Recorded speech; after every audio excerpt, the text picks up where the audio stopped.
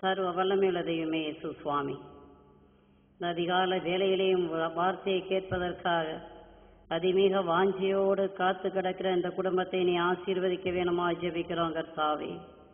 இயேசுவே, எத்தனையோ கட்டுகள் மத்தியிலே இவர்கள் கடந்து வந்திருக்கிறார்கள் கர்த்தாவே. நோயின் கட்டுகள், பேயின் கட்டுகள், அந்தகார கட்டுகள், எல்லா கட்டுகளிலிருந்தும் தேவனே உமது வார்த்தையை இந்த பிள்ளைகள் கேட்கும் போகும் பொழுது அவர்களுக்கு பூரண விடுதலையை நீ கட்டளையிட வேணுமா ஜெபிக்கிறேன் கர்த்தாவே.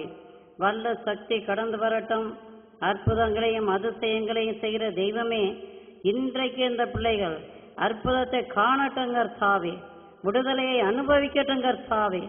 உண்மையே நம்பி கடந்து வந்திருக்கிற பிள்ளைகள் சுவாமி, இயேசுவே ஆசீர்வதியம், இறங்கும் ஐயா.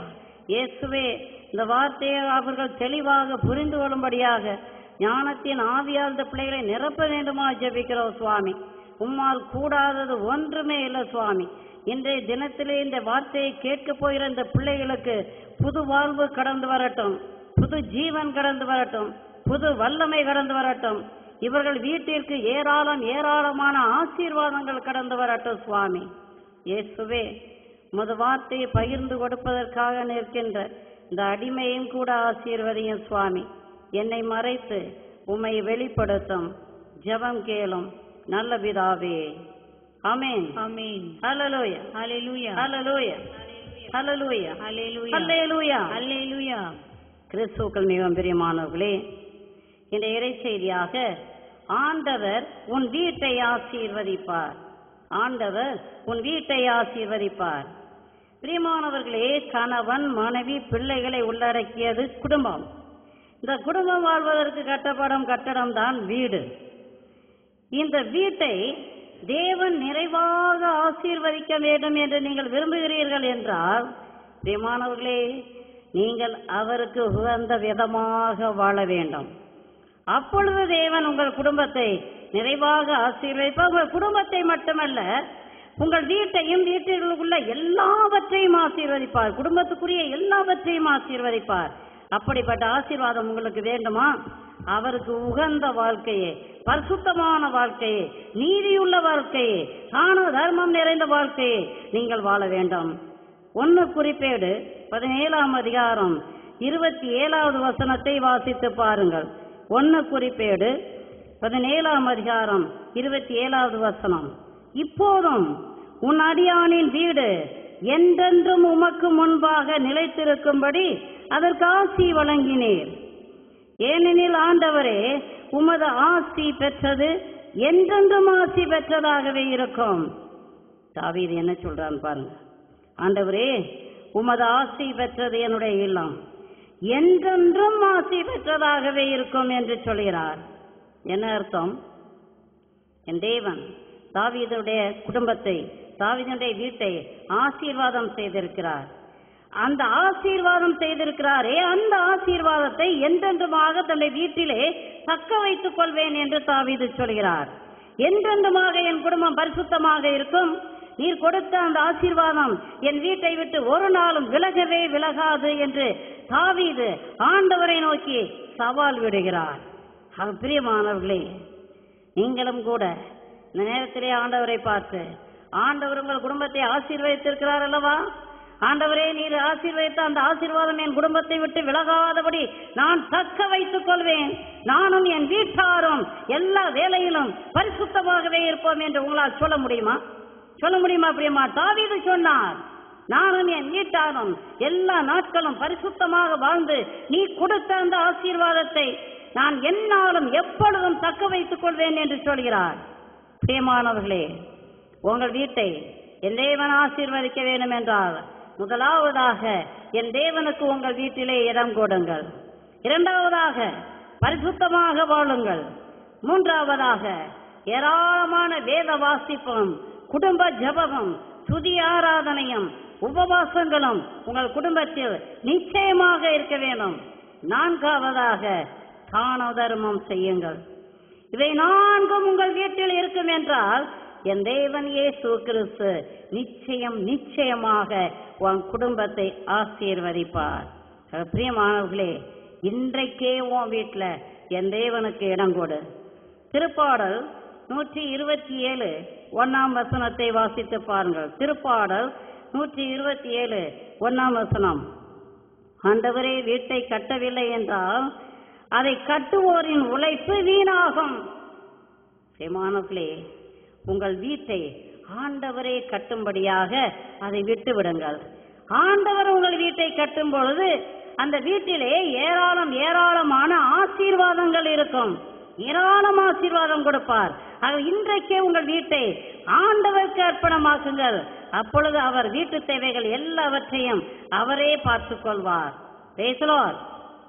பிரியமானவர்களே, நீங்கள் பார்த்து கொண்டிருக்கிற இந்த காருண்யா தேவனால் கட்டப்பட்டது. அவருடைய ஆலோசனையினாலும் அவருடைய சித்தத்தினாலும் ஜபத்தினாலும் தவத்தினாலும் இந்த காருண்யா கட்டப்பட்டது. கட்டப்பட்ட அந்த நாளிலிருந்து இந்த நாள் வரைக்கும் தேவனுக்கு அர்ப்பணமாக்கப்பட்டு இருக்கிறது. பிரியமானவர்களே, யாராவது ஒருவர் இந்த காருண்யாக்குள்ள உள்ள நுழைஞ்சாக்கும் முதல்ல அவங்க என்ன சொல்லுவாங்க தெரியுமா? இந்த வீட்டில் தெய்வ பிரசன்னம் இருக்கிறத நாங்க பார்க்கிறோம் என்று சொல்வார்கள். பிரியமானவர்களே, காரணம் என்ன? தேவனுடைய ஆலோசனையின்படி, தேவனுடைய சித்தத்தின்படி, ஜபத்தினாலும் தபத்தினாலும் இந்த கட்டடத்திலே ஒவ்வொரு கல்லும் எடுத்து வைக்கப்பட்டு இருக்கிறது. ஆகவேதான் இந்த வீடு அபிஷேகம் நிறைந்த வீடாக, தேவனுடைய பிரசன்னம் நிறைந்த வீடாக, தேவனுடைய ஆசீர்வாதம் நிறைந்த வீடாக இருக்கிறது. ஆக பிரியமானவர்களே, உங்கள் வீட்டை தேவனுக்கு அர்ப்பணமாக்குங்கள். பிரியமானவர்களே, வீடு கட்டுவது என்றால் எல்லோருக்கும் நல்ல சந்தோஷமான ஒரு செய்தி. எலி வலை என்றாலும் சுய வலை, சொந்த வலை இருப்பது நல்லது என்பார்கள். ஒரு சின்ன வீடா இருந்தாலும், குடிசை வீடா இருந்தாலும், அது என்னுடைய சொந்த வீடு என்று சொல்லும் பொழுது நமக்குள்ளே ஒரு பெருமை கடந்து வரும், மகிழ்ச்சி கடந்து வரும். வாடகை வீட்டில் வாழ்கிறவர்களை நீங்க கேட்டு பாருங்களேன், அவங்க எவ்வளவு கஷ்டப்படுறாங்கன்னு சொல்லிட்டு அவங்க சொல்லுவாங்க. வீட்டு ஓனர்கள்னால துன்பம், அக்கம் பக்கத்தில் இருக்கிறவர்களால துன்பம், ஏராளம் கஷ்டங்கள். பிள்ளைகள் இங்கே போய் விளையாடினால் தப்பு, அங்கே போய் விளையாடினால் தப்பு, இங்கே தண்ணி ஊத்தினால் தப்பு, அங்கே தண்ணி எடுத்தால் தப்பு என்று ஏராளமான கஷ்டங்கள் உண்டு. ஆகவேதான் சின்ன வீடு என்றாலும் சொந்த வீடு என்று வேண்டும் என்று எல்லோரும் விரும்புகிறார்கள். பிரியமானவர்களே, ஆண்டவர் உங்களுக்கு சுயமாக சொந்தமாக வீட்டை கொடுத்திருக்கிறார் என்றால் அது சின்ன வீடோ பெரிய வீடோ கார வீடோ ஓட்டு வீடோ அடுக்கு வீடோ மெத்த வீடோ, ஆண்டவருக்கு நன்றி சொல்லுங்க. உங்க வீட்டை தேவனுக்கு அர்ப்பணமாக்குங்க. அப்பொழுது தேவனுடைய ஆசீர்வாதம் உங்க குடும்பத்தில் நிறைவாக கடந்து வரும். பிரியமானவர்களே, ஒரு சில வீடுகளுக்கு நான் கடந்து செல்வது உண்டு. அந்த வீடுகளிலே ஏராளமான படங்களை நான் பார்ப்பது உண்டு. அரசியல்வாதிகளுடைய படங்கள், சினிமா நடிகர் நடிகையுடைய படங்கள், விளையாட்டு வீரர்களுடைய படங்கள், விக்கிரகங்களுடைய படங்கள் கூட இருக்கும். இன்னும் ஒரு சில வீடுகளிலே பூசணிக்காயை கட்டி தொங்க விட்டு இருப்பார்கள், எலுமிச்சம்பழத்தை கட்டி தொங்க விட்டு இருப்பார்கள், முடி கயிற்றிலே வெள்ளை கல்லை கட்டி தொங்க விட்டு இருப்பார்கள். கண்ணீர் வராமல் காத்து கொள்ளுமாம் பூசணிக்காயும் எலுமிச்சம்பழமும் முடி கயிற்றில் கட்டி தொங்க விடப்பட்ட கல்லும்.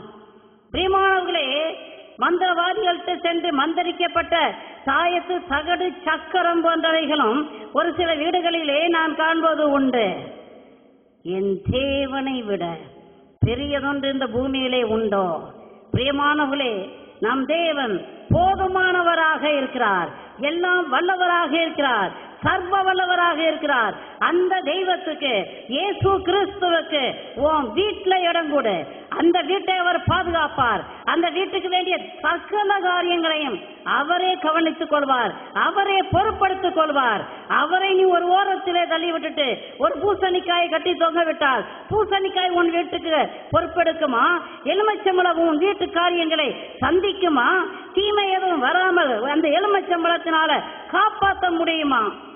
இன்னும் ஒரு சில வீடுகளுக்கு கடந்து செல்லும் பொழுது வேப்ப இலை சொருகி இருக்கிறதை நான் காண்பது உண்டு. நான் கேட்பது உண்டு, ஏன் இந்த வேப்ப இலை எங்கே சொருகி வச்சிருக்கிறீர்கள் என்றால் அது தீமையின் சக்தி உள்ளே வராதபடி தடுத்து விடும் என்று சொல்கிறது உண்டு. பிரியமானவர்களே, தீமையின் சக்தியை தடுப்பதற்கு வேப்ப இலைக்கு கிடையாதுங்க, என் தேவனுக்கு மாத்திரம் உண்டு. ஆக அந்த தெய்வத்தை பற்றி கொள்ளுங்கள். இயேசு கிறிஸ்து மாத்திரம் உங்க வீட்டில் இருந்தார் என்றால் எல்லா தீமையும் அகன்றுவிடும். எப்போதும் சந்தோஷம், எப்போதும் மகிழ்ச்சி. அந்த தெய்வத்துக்கு உங்க வீட்டுல இடம் கொடுங்க. அவர் உன் வீட்டை கட்டட்டும், வீட்டின் காரியங்களை அவர் பொறுப்படுத்திக் கொள்ளட்டும். இயேசுவே ராஜா, என் வீட்டுக்கு வாருமையா, என் வீட்டுக்கு அதிபதியாக இருமையா, என் வீட்டுக்கு பொறுப்படுத்திக் கொள்ளுமையா என்று ஜெபியுங்கள். அவர் வருவார். நீ மாத்திரம் கூப்பிடு, அவர் உடனே வருவார். கூப்பிடு, நீ பதில் கொடுப்பேன் என்று சொல்கிறார். பிரியமானவர்களே, கூப்பிடுங்க. நம் தேவன் இயேசு கிறிஸ்து நமக்கு போதுமானவராக இருக்கிறார், எல்லாம் வல்லவராக இருக்கிறார், சர்வ வல்லவராக இருக்கிறார். சகல தீமையில் இருந்தும் உங்கள் வீட்டையும் உங்கள் குடும்பத்தையும் உங்கள் சொத்துக்களையும் காக்க வல்லவராக இருக்கிறார். Amen. Praise the Lord. Praise the Lord.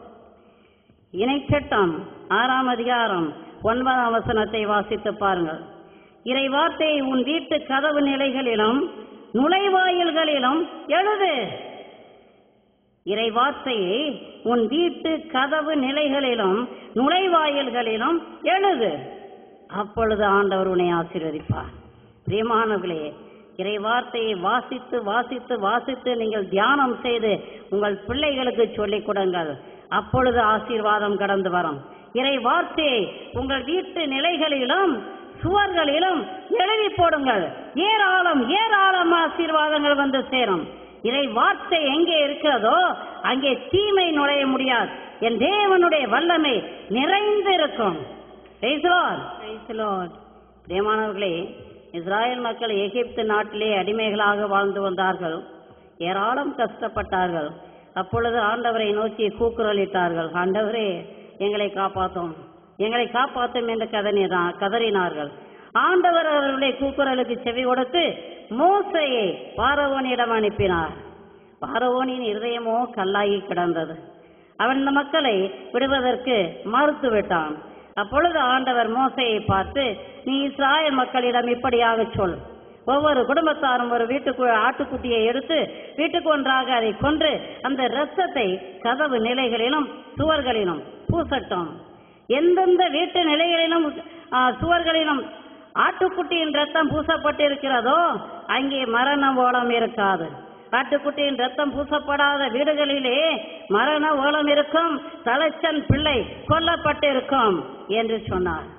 அதே போல மோசே இஸ்ராயேல் மக்களுக்கு அறிவித்தார். எல்லா மக்களும் ஆட்டுக்குட்டியின் ரத்தத்தை எடுத்து கதவு நிலைகளிலும் சுவர்களிலும் பூசினார்கள். அன்றிரவிலே சங்கார தூதன் கிடந்து வந்தான்.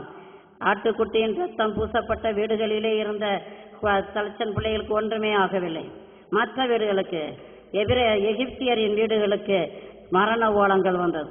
எல்லா வீடுகளிலும் மரணம். நாடு முழுவதுமே கண்ணீரில் மூழ்கி கிடந்தது. Price the Lord. Praise the Lord. பிரியமானவர்களே, ஆட்டுக்குட்டி இயேசு கிறிஸ்துவுக்கு ஒப்பிடப்படுகிறது. உலகின் பாவங்களை போக்குகிற செம்மறி. இறை வார்த்தை என்பதும் இயேசு கிறிஸ்துவை தான் குறிக்கிறது. திருவெளிப்பாடு 19ஆவது அதிகாரம் 13ஆவது வசனத்தை வாசித்து பாருங்கள். வார்த்தை என்பது இயேசு கிறிஸ்து. ஆக அன்றைக்கு ஆட்டுக்குட்டியின் ரத்தம் எந்தெந்த வீடுகளிலே பூசப்பட்டிருந்ததோ அங்கு எந்த தீங்கும் வரவில்லை. அதே போன்று இன்றைக்கு நீ இறை வார்த்தையை உன் வீட்டு வாசலிலும் நிலைக்கால்களிலும் வீட்டு சுவர்களிலும் எழுதி போட்டாய் என்றால் எந்த தீங்கும் உன் வீட்டிற்கு வராது. வார்த்தை என்பது இயேசு கிறிஸ்து. Price the Lord. எனக்கு ஒரு சகோதரனை தெரியும். அதிகமாக வயிற்று வலியினால் துன்பப்பட்டவர். நாகர்கோயிலே ஒரு மருத்துவமனையிலே சேர்ந்து வயிற்று ஆபரேஷன் செய்து கொண்டார். ஆபரேஷன் முடிந்த பிறகும் அதிகமாக வயிற்று வலி. இந்த சகோதரன் ஒரு முடிவுக்கு வந்து விட்டார்.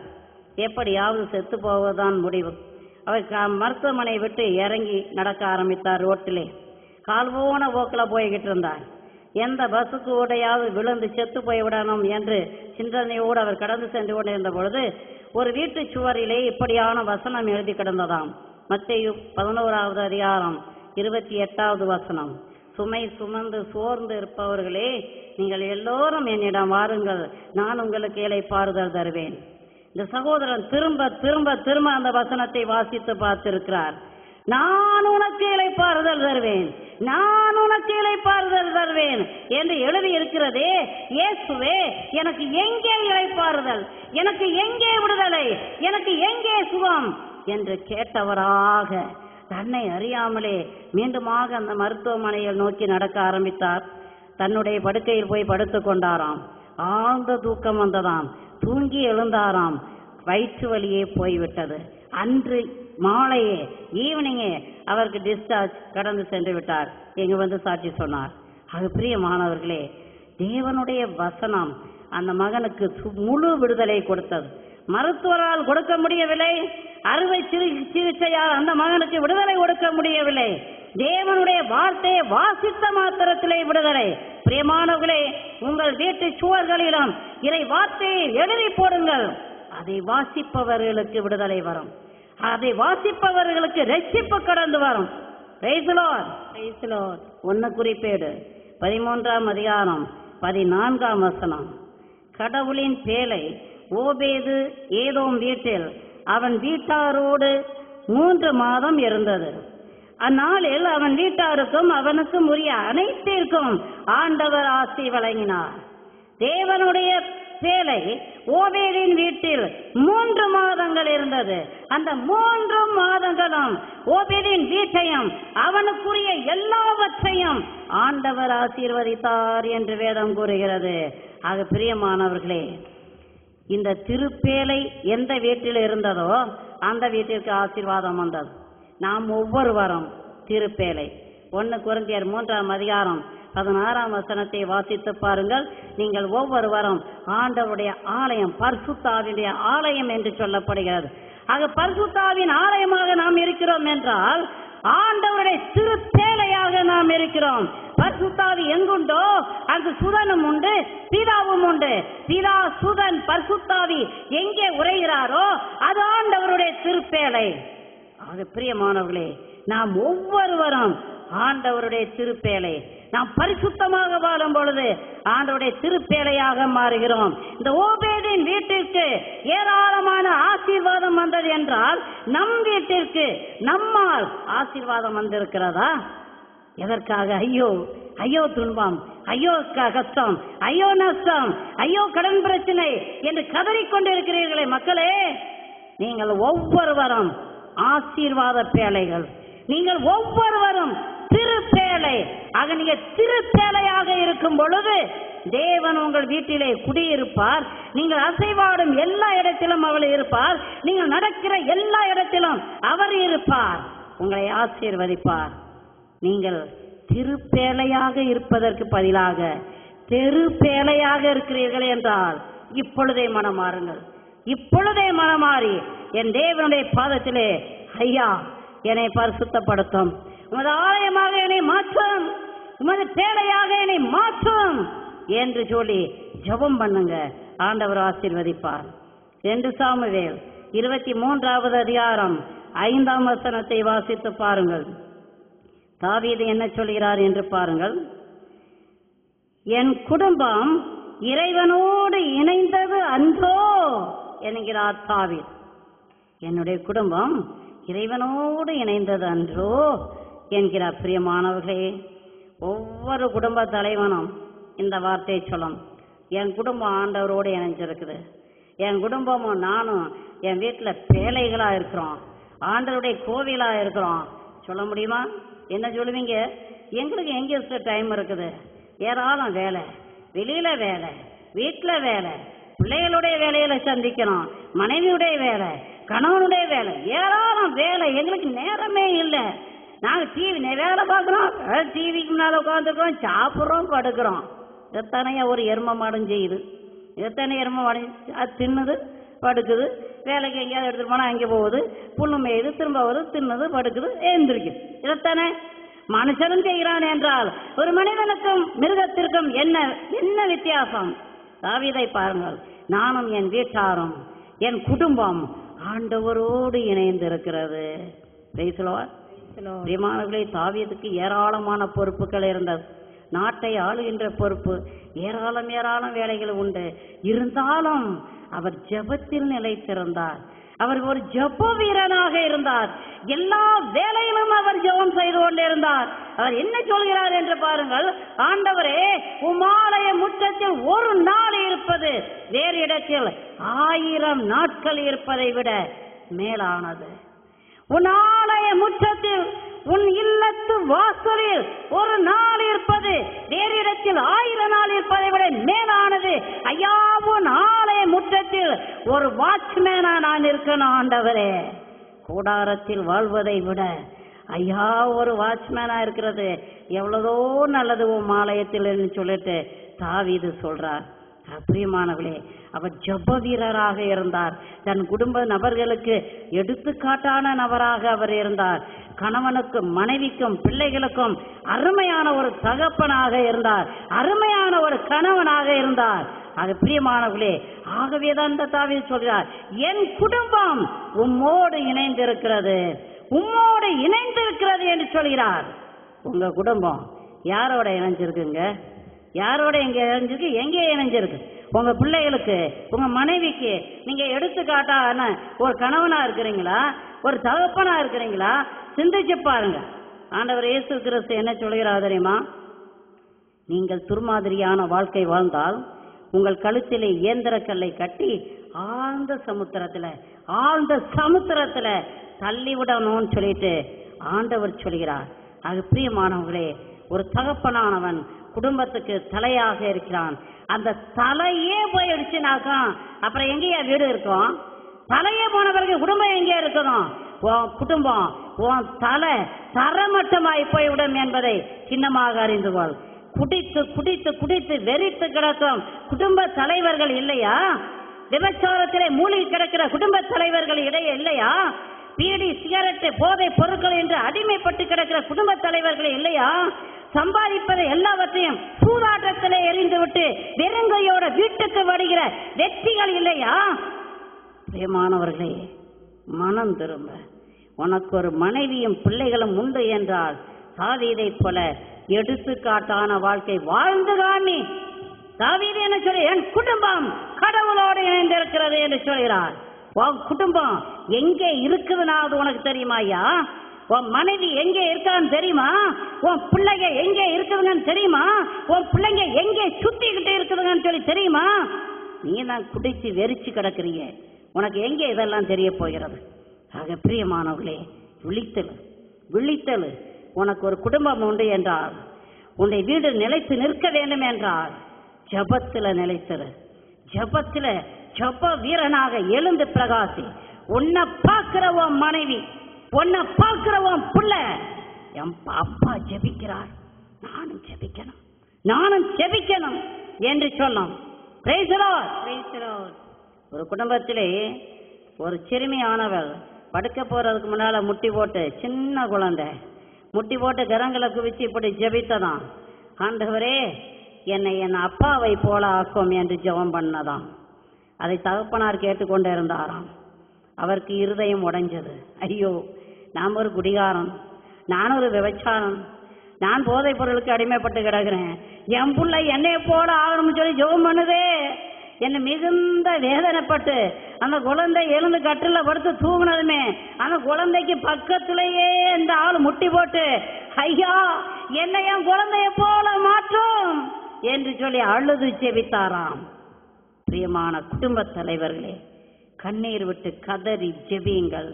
இன்றைக்கு உன் வீடு நிலைத்து நிற்கணும்னாக்கா அது உன் கையில இருக்குது. உன் வீடு உடைஞ்சு தரமட்டமாகணும்னாலும் அதுவும் உன் கையில தான் இருக்குது. விழித்தல். Price the Lord. நீதிமொழி 14ஆம் அதிகாரம் 1ஆம் வசனம். ஞானமுள்ள பெண்ணே தன் இல்லத்தை கட்டுகிறாள், அறிவற்றவளோ தன் கைகளை கொண்டே அதை அழித்து விடுகிறாள். Price the Lord. பிரியமானவர்களே, ஞானமுள்ள மனைவி கடவுள் தந்த கொடை. புத்தியுள்ள மனைவி குடும்பத்தை கட்டி எழுப்புகிறார். ஞானமுள்ள, விவேகமுள்ள, புத்தியுள்ள மனைவி தன் பிள்ளைகளை ஞானத்திலும் அறிவிலும் விவேகத்திலும் வளர்த்து எடுக்கிறார். சிறிது சிறிதா கஷ்டப்பட்டு வேலை செய்து குடும்பத்தினுடைய வருமானத்தை பெருக்குகிறார். குடும்பத்தில் விலைக்கேற்றி வைக்கிறார். தன் கணவனும் பிள்ளைகளும் சந்தோஷமாக வாழ வேண்டும் என்பதற்காக தன்னைவே தியாகம் செய்கிறார். இதாங்க அருமையான மனைவி, அருமையான குடும்ப தலைவி.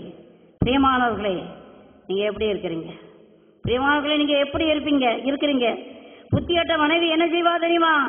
தன் கணவனும் பிள்ளைகளும் அவமானப்பட்டு ரோட்ல நிக்கிற அளவுக்கு மானங்கட்ட செயல்களை செய்வா, பாவ செயல்களை செய்வா.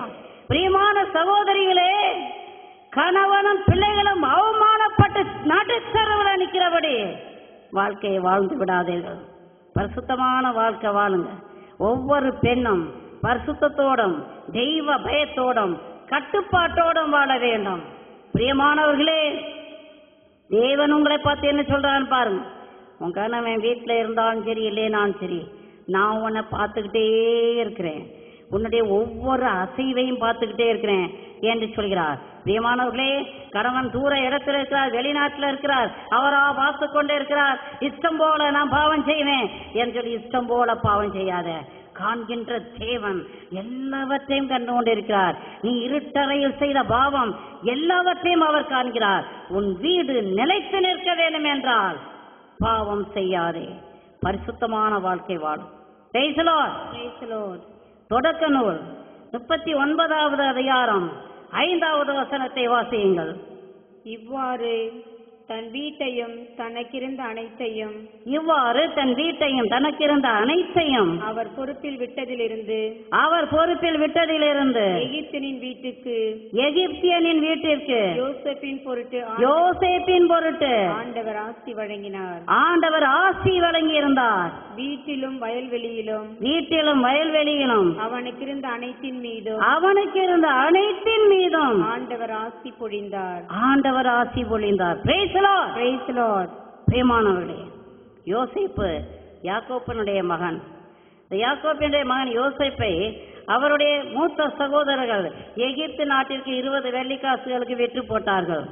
இந்த யோசேப்போ தெய்வ பயம் உள்ளவன், பரிசுத்தமானவன், கட்டுப்பாட்டுக்குள் இருக்கிறவன். இந்த மகனை புத்திபார் விலைக்கு வாங்கி கொண்டு வந்து வீட்டிலே விட்டார். அருமையாக கட்டுப்பாட்டோடும் பரிசுத்தத்தோடும் தெய்வ பயத்தோடும் பணி செய்தான். ஆண்டவர் அந்த குடும்பத்தை ஏராளம் ஆசீர்வதித்தார். 14 வயது நிரம்பிய யோசேப்பு அந்த குடும்பத்திற்கு ஒரு ஆசீர்வாதமான மகனாக வாழ்ந்தான். ஒரு அடிமையாக வந்தவன் இந்த குடும்பத்திற்கு ஆசீர்வாதத்தை கொண்டு வந்து விட்டான். பிரியமான இளையோரே, உங்களால உங்க குடும்பத்துக்கு ஆசீர்வாதம் உண்டா? உங்களால உங்க வீட்டிற்கு ஆசீர்வாதம் உண்டா? சிந்திச்சு பாருங்க. எப்படிப்பட்ட நிலையில இருக்கிறீங்க?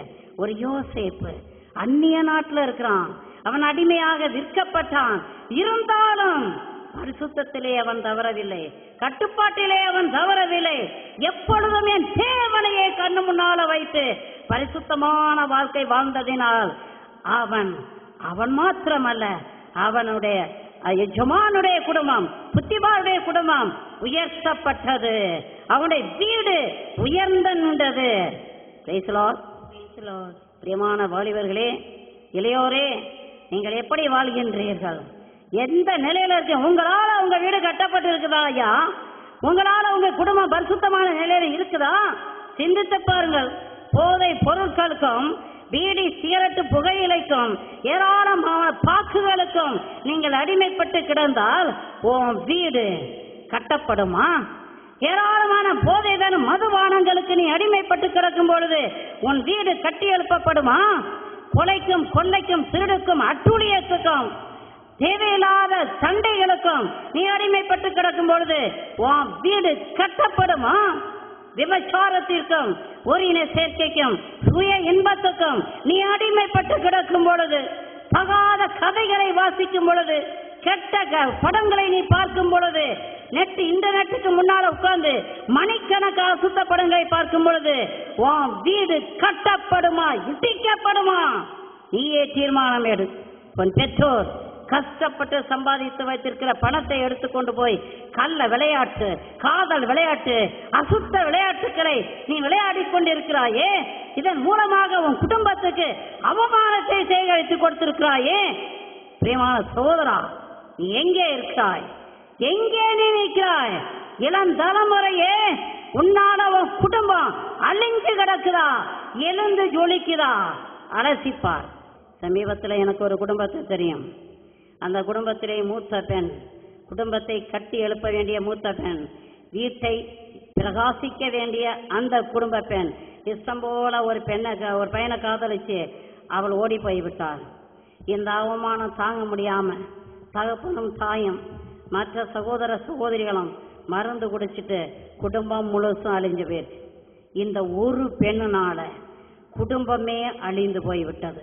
அது பிரியமான இளையோரே, பிரியமான இளையோரே, 10 மாசம் சுமந்த உன் தாயினுடைய கண்ணீர் தரையில விழாதபடி நீ எழுந்து நடக்கிறதுக்கு ஜீவனை கொடுத்து உழைச்சி பைசா சம்பாரிச்சு உன்னை படிக்க வச்ச உன் தகப்பனுடைய கண்ணீர் தரையில் விழாதபடி நீ காத்துக்கொள். உன் குடும்பம், உன் வீடு தரைமட்டமாக்கப்படுவதற்கு முன்னால் என் தேவனுக்கு முன்னால மண்டியிடு. சபையுரையாளர் 11ஆம் அதிகாரம் 9ஆம் வசனம் என்ன சொல்கிறது என்று பாருங்கள். இளையோரே, இளையோரே, இளமை பருவம் மகிழ்ச்சியோடு இருப்பதற்கே, இளமை பருவம் மகிழ்ச்சியோடு இருப்பதற்கே, இளமையின் நாட்களில் உள்ள களிப்புடன் இருங்கள், உள்ள களிப்புடன் இருங்கள்.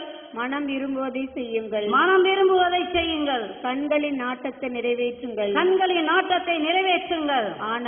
ஆனால் நீங்கள் செய்கிற ஒவ்வொரு செயலுக்கும் உரிய தீர்ப்பை கடவுள் வழங்குவார் என்பதை மறவாதீர்கள். கடவுள் வழங்குவார் என்பதை மறவாதீர்கள். இளையோரே, நீங்க செய்கிற ஒவ்வொரு அட்டூழியத்துக்கும், ஒவ்வொரு அக்கிரமத்துக்கும், ஒவ்வொரு பாவத்துக்கும் தண்டனை உண்டு என்பதை நீ மறவாதே. இஷ்டம் போல நீ வாழ்ந்துக்கோ, இஷ்டம் போல குடி, இஷ்டம் போல போதை பொருட்களை போட்டுக்கோ, இஷ்டம் போல மணிக்கணக்கா இன்டர்நெட்டுக்கு முன்னால உட்கார்ந்துக்கோ, இஷ்டம் போல மந்திரவாதிகிட்ட போ, இஷ்டம் போல பாவம் செய்ய. ஆனால் கடைசி நாளில் ஆண்டவர் உன்னை கணக்கு கேட்காம விட மாட்டார். எல்லாவற்றிற்கும் நீ செய்கிற ஒவ்வொரு செயலுக்கும் கணக்கு கொடுக்க வேண்டும் என்பதை சின்னமாக அறிந்துவாள். பிரியமான குடும்ப தலைவர்களே, பிள்ளைகளே, எல்லோருமாக சேர்ந்து உங்கள் வீட்டை கட்டி எழுப்புங்க. அப்போ மனைவி கனிதரும் திராட்சை செடியாகவும், பிள்ளைகள் ஒளிவ கன்றுகளாகவும் இல்லத்தில் மகிழ்ந்து ஒவ்வொரு நாளும் இருக்க முடியும். மனைவி கனிதரும் திராட்சை செடி, பிள்ளைகள் ஒளிவ கன்றுகள் போல் இல்லத்தில் மகிழ்ந்து வாழ்வார்கள், இடைவிடாது ஜெபிப்பார்கள். இல்லத்தில் மகிழ்ந்து வாழ்வார்கள், இடைவிடாது ஜெபிப்பார்கள். Praise the Lord. Praise the Lord. Hallelujah. Hallelujah. Hallelujah. Hallelujah. Hallelujah. Hallelujah. லூக்கா 19வது அதிகாரம் 5ஆம் வசனம். லூக்கா 19வது அதிகாரம் 5ஆம் வசனத்தை வாசித்து பாருங்கள். இயேசு அந்த இடத்திற்கு வந்தவுடன் அண்ணாந்து பார்த்து அவரிடம், சக்கேயு, விரைவில் இறங்கி வாரும், இன்று உம் வீட்டில் நான் தங்க வேண்டும். பிரியமானவர்களே, சக்கேயு ஒரு வரி தண்டுபவர். அவர் ஏராளமான பணத்தை குவித்திருந்தார், ஏராளமான பாவத்தை செய்திருந்தார். ஆகவே எல்லா மக்களும் அவரை பாவி என்று ஒதுக்கி வைத்திருந்தார்கள், தாழ்ந்த நிலையினன் என்று ஒதுக்கி வைத்திருந்தார்கள், குள்ளன் என்று ஒருபுறம் தள்ளி வைத்திருந்தார்கள். இப்படிப்பட்ட சூழ்நிலையிலே இந்த சக்கேயுடைய இருதயமோ தேவனை நோக்கி ஏங்கியது. நான் தேவனை தரிசிக்க வேண்டும், அவரை பார்க்க வேண்டும், அந்த தெய்வம் எனக்கு ஒரு வார்த்தை ஆறுதல் சொல்வார் என்று அவர் ஏங்கிக் கொண்டிருந்தார். அப்படியாக அவர் ஏக்கம் பிடித்துக் கொண்டிருந்த சமயத்திலே எரிக்கோ வழியாக என் தேவன் இயேசு கிறிஸ்து கடந்து செல்கிறார் என்கிற செய்தியை கேட்டதுமே அவன் ஓடி வருகிறான். கூட்டம் பெருசாக இருக்கிறது, அவனால் பார்க்க முடியாது என்று தெளிவாக தெரிகிறது. சரி, வேற ஒரு நாள் பார்த்துக் கொள்ளலாம் என்று சொல்லிட்டு போயிடல. என்ன செய்கிறான்?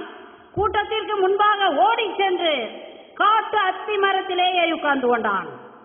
அங்கே சென்று இயேசு கிறிஸ்து அண்ணாந்து பார்க்கிறார். ஐயா உட்கார்ந்து இருக்கிறார். என்ன சொல்றார்? சக்கேயுவே, உடனே இறங்கி வா, உன் வீட்டுல நான் தங்க வேண்டும். என்ன சந்தோஷம் பாருங்க. எத்தனை பெரிய சந்தோஷம் பாருங்க. உடனே இறங்கி வர்றான், ஓடோடி போறான், வீட்டுக்கு கூட்டிட்டு போறான். நல்ல சந்தோஷம். பரிசுத்தர் வீட்டுக்குள்ள வந்தாச்சு. பரிசுத்தர் வீட்டுக்குள்ள வந்தாச்சுனாக்கும் அசுத்தம் இருக்க முடியுமாங்க? பரிசுத்தம் இருக்கிற இடத்துல அசுத்தம் இருக்க முடியாதுங்க. உடனே இந்த சக்கையை வாந்தி எடுக்கிறான். தான் செய்த எல்லா பாவத்தையும் வாந்தி எடுக்கிறான். ஆண்டவரே, நான் என் சொத்துல பாதியை ஏழைகளுக்கு கொடுத்துறேன் ஐயா. எவனையாவது ஏமாற்றி இருந்தாக்கும் 4 மடங்கு திருப்பி கொடுத்துட்றேன். 1 மடங்கு ஏமாத்தினா 4 மடங்கு என்று சொல்கிறான். அப்பொழுது இயேசு அந்த சக்கையை பார்த்து சொல்கிறார், இன்றைக்கு இந்த வீட்டிற்கு மீட்பு வந்தது. Price the Lord. Praise the Lord. Price the Lord. Praise the Lord. இந்த இறை செய்தியை கேட்டுக்கொண்டிருக்கிற மக்களே, இன்றைக்கு உன் வீட்டுக்கு மீட்பு வரணுமா? இன்றைக்கு உன் வீட்டுக்கு ரட்சிப்பு வரணுமா? விடுதலை வரணுமா? பாவ வழியில சேர்த்து வச்சிருக்கிற எல்லா பைசாவையும் தூக்கி போடும். எல்லா பைசாவையும் தூக்கி போடும். அநியாய வட்டியினால நீ சுரண்டி வச்சிருக்கலாம். லஞ்சம் வாங்கி நீ சுரண்டி வச்சிருக்கலாம். நீ டௌரின்னு சொல்லிட்டு நீ ஏராளமான பைசா வாங்கி கூச்சி வச்சிருக்கலாம். உன் பெற்றோரை ஏமாத்தி பைசா வச்சிருக்கலாம். கொள்ளையடிச்சு நீ பைசா வச்சிருக்கலாம். தவறான வழியில நீ சென்று உன் உடலையே வித்து பணம் சேகரிச்சு வச்சிருந்திருக்கலாம். போதை பொருட்களை விற்று பணம் சேர்த்து வச்சிருக்கலாம். மதுபானத்தை விற்று நீ பணம் சேகரித்து வச்சிருக்கலாம். சின்ன பெட்டி கடை வச்சு பீடி சிகரெட் புகையிலை வித்து போதை பொருட்களை வித்து மதுபானத்தை வித்து பணம் சேர்த்து வச்சிருக்கலாம். தூக்கி போடு, தூக்கி போடு. இதோ சகை சொன்னாரு, எல்லாத்தையும் ஏழைகளுக்கு கொடுத்துறேன், பாதியை ஏழைகளுக்கு கொடுத்துறேன். அப்புறம் பாதினே அவன் உண்மையில சம்பாதிச்சது, பாதி பாவத்துல சம்பாதிச்சது. அவன் பாதியை நான் கொடுத்துறேன். இது மட்டும் நாம எவனா ஏமாத்திருந்தாக்க 4 மடங்கு கொடுத்துறேன். ஐயா, என்னுடைய பாவ காசுகளை எல்லாம் வெளியில போயிருச்சு என்று சொன்னதுமே ஆண்டவர் ரட்சிப்பு வந்தது என்று சொன்னார், மீட்பு வந்தது என்று சொன்னார். உன் குடும்பத்துக்கு மீட்பு வேணுமா? நீ பாவ வழியில சாபமான வழியில சம்பாதிச்ச எல்லா பைசாவையும், முக்கியமா வரதட்சணை வாங்கி நீ சம்பாதிச்சு வச்சிருக்கால லட்சங்கள், பேங்க்ல போட்டு வச்சிருக்கால கோடிகள், நீ அதையெல்லாம் எடுத்து கொடு. உன் மாமனார்ட்ட எடுத்து கொடு. உன் வீட்டுக்கு ஆசீர்வாதம் வரும். உன் வீட்டுக்கு ரட்சிப்பு கடந்து வரும், மீட்பு கடந்து வரும். Price the Lord. Praise the Lord. பிரியமானவர்களே, எனக்கு ஒரு சகோதரனை தெரியும். அநியாயமாக லஞ்சம் வாங்கி கோடீஸ்வரனான ஒரு சகோதரனை எனக்கு தெரியும். உயர்ந்த படிப்பு, உயர்ந்த வேலை, ஏராளமான லஞ்சம் வாங்கி குவித்தார். இறுதியிலே அவர் மாடி கட்ட ஆரம்பிச்சார். பெரிய வீடு, எங்க ஊர்லயே பெரிய வீடு எதுனாக்கா அந்த வீடைத்தான் சொல்லணும். அவ்வளவு பெரிய வீடு போட்டார். அந்த வீட்டிற்கு அடிக்கல் நாட்டிய அந்த நாளிலே தாய் மரித்து போய்விட்டார். அந்த வீட்டிற்கு பால் காய்ப்பு வைத்த அந்த நாளிலே தகப்பன் மரித்து போய்விட்டான். எத்தனை பெரிய ஆசீர்வாதம் பார்த்தீங்களா? இப்படிப்பட்ட ஆசீர்வாதம் வீட்டுக்கு வரணுமா? இப்படிப்பட்ட சாபம் வீட்டுக்கு வரணுமா? நீ அட்டூழியம் செஞ்சு அநியாயம் செஞ்சு சம்பாதிச்சு வச்சிருக்க பைசானால உனக்கு வாழ்வு வரும் நினைக்காத, நீ நிம்மதியா இருக்கணும் நினைக்காத. உன் குடும்ப நபர்கள் மரிச்சு போவாங்க. நீ பாதி வயசுலயே பரதேசம் போயிடுவேன். ஆக பிரியமானவர்களே, இந்த லோகத்துல நீ வாழணும்னாக்கும், தெய்வ பயமுள்ள மகனா நீ மகளா நீ வாழணும்னாக்கும், ஆண்டவருக்கு முன்னால அச்ச நடுக்கத்தோடு வாழ. பாவமான வழியில சாபமான வழியில சம்பாதித்த எல்லா பைசாக்களையும் தூக்கி போட. என் தேவன் இயேசு கிறிஸ்து எல்லா பாவக்கட்டுகளையும் சாபக்கட்டுகளையும் நோயின் கட்டுகளையும் பேயின் கட்டுகளையும் சகல அந்தகார கட்டுகளையும் தகர்த்தறிவதற்காக வந்தார். அந்த இயேசு கிறிஸ்து கிட்ட நீ விசுவாசம் கொள், நீயும் உன் வீட்டாரும் மீட்படைவீர்கள். என் தேவன் இயேசு கிறிஸ்துவிடம் நீ விசுவாசம் கொள், நீயும் உன் வீட்டாரும் மீட்படைவீர்கள். Praise the Lord. Praise the Lord. Hallelujah. Hallelujah. திருவெளிப்பாடு 3ஆம் அதிகாரம் 20வது வசனத்தை வாசியுங்கள். இதோ நான் கதவருகில் நின்று தட்டிக் கொண்டிருக்கிறேன். நான் கதவருகில் நின்று தட்டிக் கொண்டிருக்கிறேன். யாராவது எனது குரலை கேட்டு கதவை திறந்தால், யாராவது என் குரலை கேட்டு கதவை திறந்தால் நான் உள்ளே சென்று அவர்களோடு உணவு அருந்துவேன். அவர்களும் என்னோடு உணவு அருந்துவார்கள். Praise the Lord. Praise the Lord. பிரியமானவர்களே, தேவன் இயேசு கிறிஸ்து சக்கேயுவை பார்த்து, சக்கேயுவே உன் வீட்டுல நான் தங்கணும், வா வா என்று சொன்ன தேவன் இன்றைக்கு நாம் ஒவ்வொருவரையும் பார்த்து, உன் கதவை நான் தட்டிக்கிட்டே இருக்கிறேனே, நீ திறக்க மாட்டாயா, நீ திறக்க மாட்டாயா என்று கதறுகிறார். பிரியமானவர்களே, என் தேவன் இயேசு கிறிஸ்து உன் வீட்டு கதவை தட்டுற சத்தம் உன் காதுல விழட்டும். ஏராளமான ஏழைகள், அநாதைகள், அகதிகள், கைவிடப்பட்டவர்கள், நொறுக்கப்பட்டவர்கள், தள்ளிவிடப்பட்டவர்கள், முதியோர்கள், குழந்தைகள், ஏன் உன் மாமனும் மாமியாரும் கூட வெளியில நின்று கதவை தட்டுற சத்தம் உன் காதுல விழட்டும். கதவை தட்டுற சத்தம் உன் காதுல விழட்டும். கதவை திற. என் தேவன் இயேசு கிறிஸ்து உள்ளே வருவதற்கு தாகமாக இருக்கிறார். நீ காண்கிற ஏழைகளும் அநாதைகளும் அகதிகளும் வேறு யாரும் அல்ல, அவர்கள் தான் இயேசு கிறிஸ்து. கதவை திற. உள்ளே வர, உன்னோடு விருந்துண்ண, உன்னோடு உணவு கொள்ள அவர் ஆசைப்படுகிறார். பிரியமானவர்களே, 7 கோயில்களுக்கு போய் நீ பிரார்த்தனை செலுத்துறதுல ஒரு புண்ணியமும் இல்ல. 79 கோயிலுக்கு போய் அன்னதானம் போடுறது ஒரு புண்ணியமும் கிடையாது. மைல் கணக்கா பாதயாத்திரை யாத்திரை செல்றதுலயும் ஒரு புண்ணியமும் கிடையாது. நீ இமயமலையிலிருந்து கன்னியாகுமரி வரைக்கும் நீ நடந்து போறதுலயும் ஒரு புண்ணியமும் கிடையாது. ஆண்டவரின் நாமத்தின் நிமித்தம் கதவை திற. ஏழைகளும் அநாதைகளும் அகதிகளும் கைவிடப்பட்டவங்க உள்ளே வரட்டும். உன்னோட விருந்து நாட்டம், உன்னோட விருந்து நாட்டம். நீ ஒரு டேபிள்னா அந்த பிள்ளைங்க அந்த டேபிள்ல உட்காரட்டும்.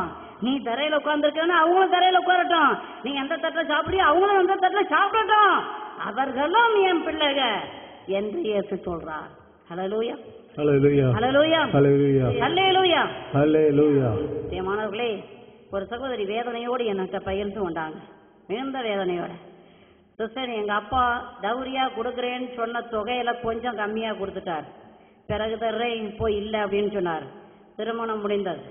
திருமணம் முடிந்த என் மாப்பிள்ளை வீட்டுக்கு நான் போன அந்த நாளில் இருந்து என் கணவனும் மாமியாருமா சேர்ந்துக்கிட்டு என்னை பயங்கரமா சித்திரவதை பண்ணாங்க. எல்லாத்தையும் பொறுமையா தாங்கிக்கிட்டேன். ஒரு நாள் நான் படுத்திருக்கும் பொழுது சரியா 12 மணி இருக்கும். மாமனும் என்னுடைய மாமன் மாமியார் கணவன் 3 பேருமா சேர்ந்து இஷ்டம் போல திட்டி என் கழுத்தை பிடிச்சி கதவை திறந்து வெளியில தள்ளிட்டு கதவையும் பூட்டிட்டாங்க. பயங்கரமான குளிர், மழையும் கூட கொஞ்சம் பெய்துகிட்டு இருக்குது. கட்டுன புடவையோட வெளியில தள்ளிட்டாங்க. நடுக்கிக்கிட்டு அங்கேயே இருந்து விரைச்சு போயிருந்தேன். காலையில 5:30 மணிக்கா என் கணவன் கதவை திறந்தாரு. கதவை திறந்து என்ன பார்த்துட்டு, நீ சாவாம இன்னும் மாடி இங்கே இருக்கிற? ஒரு பாம்போ வள்ளியோ உனே கடிச்சு இழுத்துட்டு போகலையா? ஒரு நாயோ நரிய உனே கொதறலையா? இன்னமா உயிரா இருக்கிற என் தளபதியே என்று சொன்னான் என்று பகிர்ந்து கொண்டார். பிரியமான பணக்கார பேய்களே, இன்றைக்கு நீ மரணம் திரும்ப. நீ இன்றைக்கே உன் மனைவிக்கு கதவை திற. உன் மனைவி உள்ளே வரட்டும். நீ தொட்டு தாலி கட்டிய மனைவி வெளியிலே குளிர துடிக்கும் பொழுது உனக்கு என்ன வீட்டுக்குள்ள கதவை திற. தேவனுடைய பிள்ளைகள் தேவனுடைய சன்னிதானத்திற்கு வரட்டும். பணம் பணம் பணம் என்று அலைகிற மக்களே, நீ அழிவது சின்னம், பாதாள படுகொலியிலே புதைக்கப்படுவது சின்னம் என்று சத்தியமாக அறிந்து கொள். உனக்கு விண்ணரசின் கதவுகள் நிச்சயம் நிச்சயமாக பூட்டப்பட்டு விட்டது. நீ படு பாதாளத்தில் தள்ளப்படுவது சத்தியம் என்பதை அறிந்து கொள். Price the Lord. திருத்தூதர் பணி 10ஆம் அதிகாரம் 2ஆம் வசனம். திருத்தூதர் பணி 10ஆம் அதிகாரம் 2ஆம் வசனம். கொர்நேலியு இறைப்பற்றுள்ளவர், தம் வீட்டார் அனைவருடனும் கடவுளுக்கு அஞ்சி வாழ்பவர், மக்களுக்கு இரக்க செயல்கள் பல புரிந்தவர், இடைவிடாது கடவுளிடம் மன்றாடி வந்தார். குடும்பமாக இணைந்து ஜெபித்து வந்தார்கள். Price the Lord. Praise the Lord. என்ன அருமையான குடும்பம் பாருங்க. கணவன் மனைவி பிள்ளைகள், கணவன் மனைவி பிள்ளைகள், அவர்கள் இறைப்பற்று உள்ளவர்களாக இருந்தார்கள். குடும்பமாக நல்ல காரியம் செய்தார்கள். குடும்பமாக ஜெபம் பண்ணார்கள். குடும்பமாக தேவனை தோத்தரித்தார்கள். என்ன அருமையான குடும்பம் பாருங்க. பிரியமானவர்களே, உங்க குடும்பத்தில் இப்படி உண்டா? என்னைக்காவது ஒன்னா உட்கார்ந்து இருக்கிறியா? கணவன் மனைவி பிள்ளைகள் சொல்லிட்டு என்னைக்கா குடும்பமா உட்கார்ந்து இருக்கிறியா? உன் குடும்பத்தில் உட்கார்ந்து உன் பிள்ளைங்க எந்த திசையில போகுது? மனைவி எப்படி இருக்கிறா? அவ கஷ்டப்பட்டு சமைக்கிறாளே, நல்லா இருக்குன்னு சொல்லி என்னைக்கா பாராட்டி இருக்கிறியா? உன் பிள்ளைங்க என்ன படிக்குதுங்க? எந்த வகுப்புல இருக்குதுங்க? உன் பிள்ளைங்களுடைய ரேங்காவது உனக்கு தெரியுமா? முதல் குழந்தை இதுவா, ரெண்டாம் குழந்தை இதுவான்னு உனக்கு வித்தியாசம் தெரியுமா? ஒன்னாம் குழந்தைக்கு ரெண்டாம் குழந்தைக்கு வித்தியாசம் தெரியுமா? அது கூட வித்தியாசம் தெரியாம நிலையில இருக்க. வீட்டுக்கு வரும்போதெல்லாம் குடி போத. உனக்கு எப்படி தெரியும் எந்த குழந்தை எங்கே வளர்ந்துருக்குது, எந்த குழந்தை எந்த பள்ளிக்கூடத்தில் படிக்குதுன்னா உனக்கு தெரியுமா ஐயா? இங்க பார், கொர்நேலியுடைய குடும்பத்தை பார், எப்படியாக இணைஞ்சிருக்கிறாங்க, எப்படி ஜெபம் பண்றாங்க, எப்படி தான தர்மம் செய்யறாங்க. குடும்பமா இணைந்து ஜெபிக்கும் பொழுது அந்த குடும்பத்திலே தேவனுடைய ஆசீர்வாதம் இருக்கிறது. இந்த குடும்ப ஜெபம் வான்மட்டம் எட்டியது. வான்மண்டல கதவுகள் திறக்கப்பட்டன. வானதூதன் அனுப்பப்பட்டார். Praise the Lord. எங்கே 2-3 பேர் என் நாமத்து நிமித்தம் கூடியிருந்து ஜெபிக்கிறீங்களோ அங்கே நான் இருப்பேன்னு சொன்ன ஆண்டவர் இந்த கொர்நேலியுடைய ஜெபத்தை கேட்டு குடும்பமாக ஆண்டவரே ஆண்டவரே ஆண்டவரேன்னு சொல்லி கூப்பிடுற அந்த ஜெபத்தை கேட்டு வானதூதனை அனுப்பினார். உடனே போ அந்த குடும்பத்து தேவைகள் எல்லாவற்றையும் போய் சந்தி என்று சொல்கிறார். வானதூதன் கடந்து வந்து கொர்நேலியிட்ட சொல்றாரு, கொர்நேலியுவே, இந்த இடத்துல பேதுரு இருக்கிறார், நீ ஆள் அனுப்பி பேதுருவை வரவரையும் அவர் உனக்கு தேவையான எல்லாவற்றையும் செய்வார் என்று சொல்லிட்டு வானதூதர் போயிட்டார். ஐயோ, கொர்நேலியு ஆள் அனுப்பி பேதுரு வந்தாச்சு. அப்போ பேதுரு போதிக்க ஆரம்பிக்கிறார். பிரியமானவர்களே, ஒரு குடும்பத்துல எப்படிப்பட்ட அற்புதம் நடக்குதுன்னு பாருங்க. அருமையா ஜெபம் பண்ற ஒரு குடும்பத்துல கடவுள் இடைபடுகிறார், வானதூதன் இடைபடுகிறான், பேதுரு முதல் அப்போஸ்தலர் இடைபடுகிறார். அந்த குடும்பம் தெய்வ ராஜ்யமாக மாறுகிறது, திரு பேழையாக மாறுகிறது. அந்த குடும்பத்திலே பேதுரு போதிக்க ஆரம்பிக்கிறார், இறை செய்தியை கொடுக்க ஆரம்பிக்கிறார். இறை செய்தியை கேட்டுக்கொண்டிருந்த எல்லார் மேலும் பரிசுத்த ஆவியானவர் இறங்கி வந்தார். ஹல்லேலூயா, Hallelujah. Price the Lord. உங்க குடும்பத்துல இப்படிப்பட்ட ஜெபம் உண்டாயா? வல்லமையோடு ஜெபிக்கிற ஜெபம் உண்டா? துதி ஆராதனை உண்டா? பரிசுத்த ஆவியின் அபிஷேகத்தை நீங்கள் என்றாவது பெற்றது உண்டா? சிந்தித்து பாருங்கள். இன்றைக்கு இந்த கொர்நேலியுடைய வீட்டிலே, ஒரு குறையினத்தாருடைய வீட்டிலே, ஒரு ரோமானியுடைய வீட்டிலே பரிசுத்த ஆவியானவர் இறங்கி வந்து விட்டார். அது பிரியமானவர்களே, குடும்பமாக ஜெபியுங்கள். ஒருமனப்பட்டு ஜெபிக்கும் பொழுது ஆண்டவருடைய வல்லமை அங்கே கடந்து வரும். அதனால இயேசு கிறிஸ்து என்ன சொன்னா தெரியுமா? யோவான் 14ஆம் அதிகாரம் 14ஆம் வசனத்திலே இப்படியாக சொல்கிறது, நீ என் நாமத்தின் நிமித்தம் எதை கேட்டாலும் அதை நான் செய்வேன். நீ குடும்பமா உட்கார்ந்துகிட்டு என்ன கேட்டாலும் செய்வேன். குடும்பமா உட்கார்ந்து, ஐயா கடன் பிரச்சனை சுவாமி, கடன் பிரச்சனை தீரல ராஜா, என் கடன் பிரச்சனை ஒழித்து விடும் ராஜா என்று நீங்க ஜெபம் பண்ணுங்க. கணவன் மனைவி பிள்ளைகளா உட்கார்ந்து 1 மணி நேரம் ஒவ்வொரு நாளும் ஜெபம் பண்ணியா, வேதம் வாசி, நீ தியானம் பண்ணு, கடன் பிரச்சனை தீரணும் என்று ஜெபி. கடன் பிரச்சனை தீர்வா இல்லையான்னு பாரு. இதற்கு பதிலாக நீ ஓடுவ ஓட்டமா மந்திரவாதிகிட்ட ஓடி போய் அங்க அவன் நீயே வறுமையில இருக்கிற, நீயே கஷ்டத்துல இருக்கிற, நீயே ஒண்ணுமில்லாம இருக்கிற, அவன் என்ன செய்வான் தெரியுமா? கிடைச்சதே லாபம் சொல்லிட்டு 5 கொண்டா, 10 கொண்டா, 15 கொண்டா, ஏய் உன் வீட்டுல இருக்கிற செய்வினர் பயங்கர ஸ்ட்ராங்கா இருக்குது, 5, 10, 15 பத்தாது, இது எல்லாத்தையும் ஒட்டு மொத்தமா சேர்ந்து 30 கொண்டா, அப்பதான் விரட்ட முடியும். நீ மாட்டேன்னு சொல்லுவியா? மாட்டேன்னு சொல்லி எஞ்சி இருக்கிறது உன் மனைவியுடைய தாலியா இருக்கும், அதையும் வித்து கொண்டே கொடுப்பேன். அது பிரியமானவர்களே, ஆண்டவர் என்ன சொல்கிறார்? நான் உனக்கு போதுமானவனாக இருக்கிறேன், என்னிடத்திலே நீ ஜெபி. குடும்பமாக ஜெபிக்கும் பொழுது வானத்தை திறந்து கொண்டு ஒரு வானதூதனை அனுப்பியது போல வான்மண்டல கதவுகளை திறந்து ஆசீர்வாதத்தை உன் மேல கொட்டுவேன். நீ ஆசீர்வதிக்கப்பட்ட மகனாக இருப்ப, உன் குடும்பம் ஆசீர்வதிக்கப்பட்டதாக இருக்கும் என்று சொல்கிறார். Price the Lord. Praise the Lord. யோவான் 14ஆம் அதிகாரம் 3ஆம் வசனத்திலே இப்படியாக சொல்லப்படுகிறது. யோவான் 14:3ஆம் வசனம், நான் போய் உங்களுக்கு இடம் ஏற்பாடு செய்தவன் திரும்பி வந்து உங்களை என்னிடம் அழைத்துக் கொள்வேன், அப்போது நான் இருக்கும் இடத்திலேயே நீங்களும் இருப்பீர்கள். பிரியமானவர்களே, எத்தனை ஆறுதலான வாக்கியம் என்று பாருங்கள். ஆண்டவர் என்ன சொல்றாரு? பிள்ளைகளே, என் தந்தையுடைய வீட்டுல ஏராளமான அறைகள் உண்டு, நான் அங்கே போய் உங்களுக்கு கொண்டு அறை தயார் பண்ண பிறகு நான் வந்து உங்களை கூட்டிட்டு போவேன், நான் இருக்கிற இடத்துலயே நீங்க இருப்பீங்க என்று சொல்கிறார். ஓடி ஓடி ஓடி அலைஞ்சுக்கிட்டு இருக்க மக்களே, ஓடி ஓடி ஓடி ஓடி வீடு கட்டுறதுக்காக மும்மரமா இருக்கிற மக்களே, பல லட்சங்கள் லோன் எடுத்து வீடு கட்டுற மக்களே, ஐயோ எனக்கு ஓட போறதானே இருக்குது, எனக்கு ஓட்டு வீடு வேணும், ஓட்டு வீடு தானே இருக்குது, காரை வீடு வேணும், காரை வீடு தானே இருக்குது, மாடி வீடு வேணும், ஒரு மாடி வீடு தானே இருக்கு, 2 மாடி வீடு வேணும். எப்படிங்க பைசா வந்துச்சு? ஒன்றும் இல்லை, லோன் எடுத்தோம் வீடுகளை கட்டிக்கிட்டு இருக்கிற மக்களே, இந்த லோகத்துல நீ நிலையா நிக்க போறது இல்ல. இது தற்காலிக வீடு. இந்த தற்காலிக வீடை விட்டுட்டு நம்ம நிலையான வீட்டுக்கு போகணும். நிலையான வீடு தான் என் அப்பன் இருக்கிற வீடு, என் தேவன் இயேசு கிறிஸ்து இருக்கிற வீடு. அந்த வீட்டுல உனக்கு இடம் தயாரிச்சு வச்சிருக்கிறேன்னு சொல்றாரு. அந்த வீட்டுக்கு போறதுக்கு முயற்சி செய்யுங்க. அந்த வீட்டுக்கு போறதுக்கு முயற்சி செய்யறோம்னாக்கும் நீங்க பரிசுத்தமா இருக்கணும். அந்த வீட்டுக்கு போற ஒரு வழி உண்டுங்க. அந்த வழியை நீங்க படிச்சுக்கிறீங்க. யோவான் 14ஆம் அதிகாரம் 6ஆம் வசனம். யோவான் 14ஆம் அதிகாரம் 6ஆம் வசனம். மோட்சம் சேர்றதுக்கு ஒரே ஒரு பாதை தான் உண்டு. அந்த பாதை எதுல இருக்கும்? இயேசுதான் அந்த பாதை. நானே வழி, நானே சத்தியம், நானே ஜீவன் என்று சொல்கிற வழி. நானே வழி, நானே உண்மை, நானே வாழ்வு. என் வழியா இல்லாமல் ஒருவனும் பரமபிதாகிட்ட வர முடியாது. வர முடியாது. ஆக பிரியமானவர்களே, மோட்சம் போய் சேர்றதுக்கு பாருங்க, அந்த வீட்டை சுதந்திரத்துக் கொள்றதுக்கு பாருங்க. இந்த வீடு இன்றைக்கோ நாளைக்கோ அழிஞ்சு போகும். அழியாத வீட்டுக்குள்ள நுழையறதுக்கு பாருங்க. பிரியமானவர்களே, ஒரு சாவீடு பரிசுத்தமான வாழ்க்கை வாழ்ந்து என் குடும்பம் ஆண்டவரோடு இணைந்திருக்கிறது என்று சொன்னார்.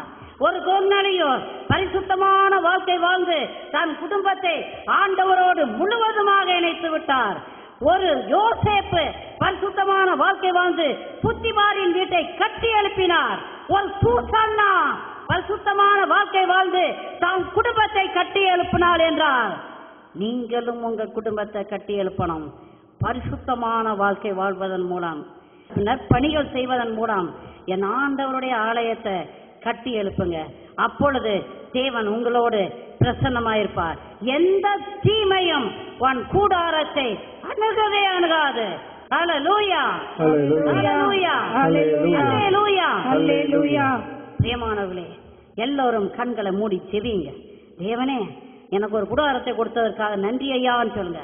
சர்வ வல்லமையுள்ள தெய்வமே, அப்பா பிதாவே, இந்த பிள்ளைகளுக்கு நீ ஒரு கூடாரத்தை கொடுத்திருக்கிறீரே, நன்றி சுவாமி. இந்த கூடாரத்தில் வாழ்வதற்கான ஆசீர்வாதங்களை கொடுத்திருக்கிறீரே, நன்றி சுவாமி. இந்த கூடாரத்தில் எந்த தீங்கும் வராதபடி நீ கண்ணின் கருவிழி போல காத்து வருகிறீரே, நன்றி சுவாமி. நேற்றும் இன்றும் நாளையும் இந்த பிள்ளைகளை நீ காக்க போகிறீரே, நன்றி சுவாமி. ஐயா, ஒரு யோபு பக்தனை காத்தது போல யோபு பக்தனுடைய வீட்டையும் அவருக்குரிய எல்லாவற்றையும் சூழ்ந்து நின்று காத்தது போல இந்த பிள்ளைகளை நீ காக்க போகிறீரே, நன்றி சுவாமி. யோபுடைய கையினால் செய்த சகல வேலைகளையும் நீ ஆசீர்வாதமாக்கி தந்தீரே, இந்த பிள்ளையுடைய வேலைகளையும் நீ ஆசீர்வாதமாக்க போகிறீரே, நன்றி சுவாமி. இயேசுவே, யோபுடைய ஆடு மாடு எல்லாவற்றையும் நீ பெருக்கி கொடுத்தீரே, ஏராளமான சொத்துக்களை கொடுத்தீரே. அதுபோல இந்த பிள்ளைகளுடைய குடும்பத்தை நீ ஆசீர்வதித்து சொத்துக்களை பெருக்கி கொடுக்க போவதற்காக நன்றி. கடன் பிரச்சனை தீர போவதற்காக நன்றி.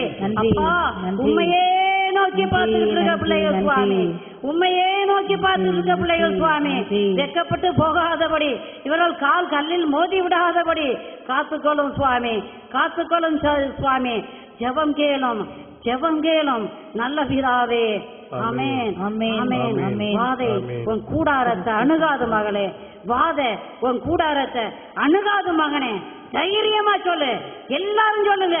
வாதை என் கூடாரத்தை அணுகாது, வாதை என் கூடாரத்தை அணுகாது. என் இயேசு என்னை பாதுகாக்கிறார், இயேசு என்னை பாதுகாக்கிறார், என்னை தாங்கிக் கொள்கிறார். ஆமென், ஆமென், ஆமென், ஆமென். வாதை உந்தன் கூடாரத்தை அணுகாது மகனே, பொல்லாப்பு நேரிடாது மகளே. உன்னதமான கர்த்தரையே உறைவிடமாக்கிக் கொண்டாய், உன்னதமான கர்த்தரையே உறைவிடமாக்கிக் கொண்டாய். அடைக்கலமாம் ஆண்டவனை ஆதாய ஆதாயமாக்கி கொண்டாய். அடைக்கலமாம் ஆண்டவனை ஆதாயமாக்கி கொண்டாய்.